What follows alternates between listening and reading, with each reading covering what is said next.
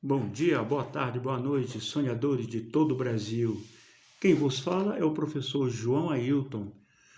Sou professor, escritor e terapeuta, o seu terapeuta de resultados.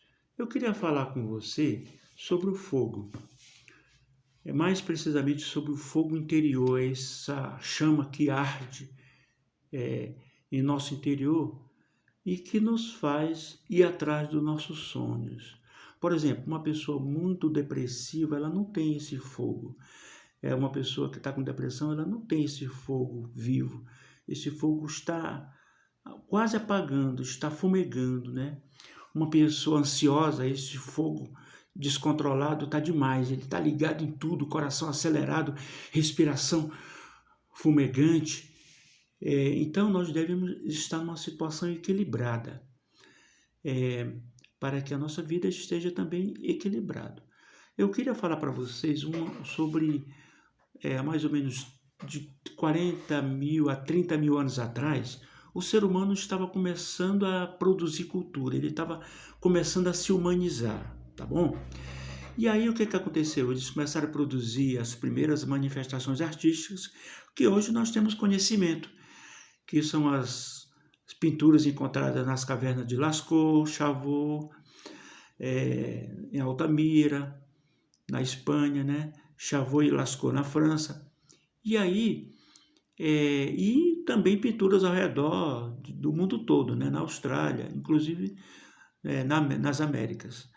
Então, o que acontece? Antes dessas atividades artísticas, o homem ele começou a sentir necessidade de cuidar, né?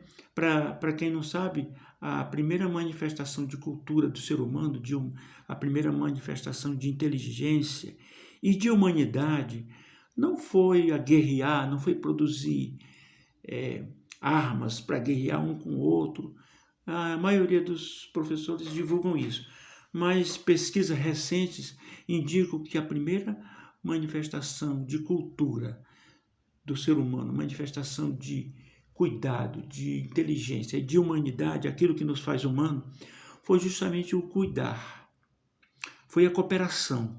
Pensa bem, imagina que um grupo de aborígenas africanos, né, há mais ou menos 40 mil anos atrás, estavam andando, vagando pelas savanas africanas e eles se deparam com a cena.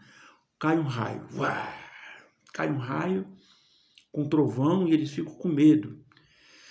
Aquele raio atinge uma árvore seca e essa árvore entra em combustão. Ok.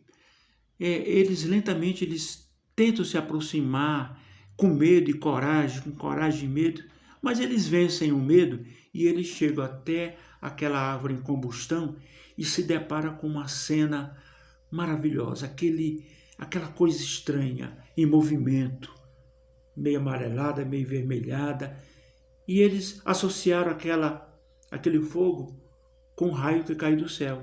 Então, muito provavelmente, aquele fogo produzido por aquele raio, há 40 mil anos atrás, aqueles aborígenes atribuíram a Deus. Aquele fogo era o seu Deus. O que eles fizeram? Eles protegeram aquele fogo, eles levaram para o interior da caverna, pegaram algumas madeiras e eles observaram que aquele fogo iluminava o interior das cavernas. E isso aumentou o tempo deles de atividade. Não só durante o dia, mas também durante a noite. E aquele fogo, através de tochas, começou a defender eles daqueles animais perigosos, né?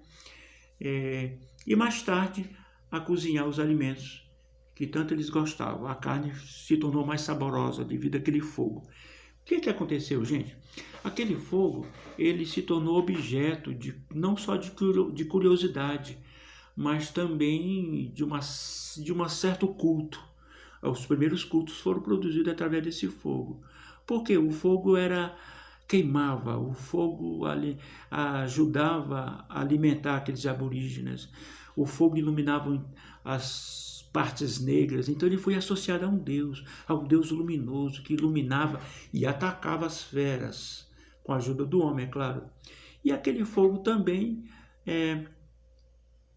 eles poderiam colocar uma fagulha daquele fogo numa flecha e atacar outras tribos, aquilo se transformou num instrumento de poder, né? E quem é que não queria aquele fogo, já uma vez que ninguém sabia produzir?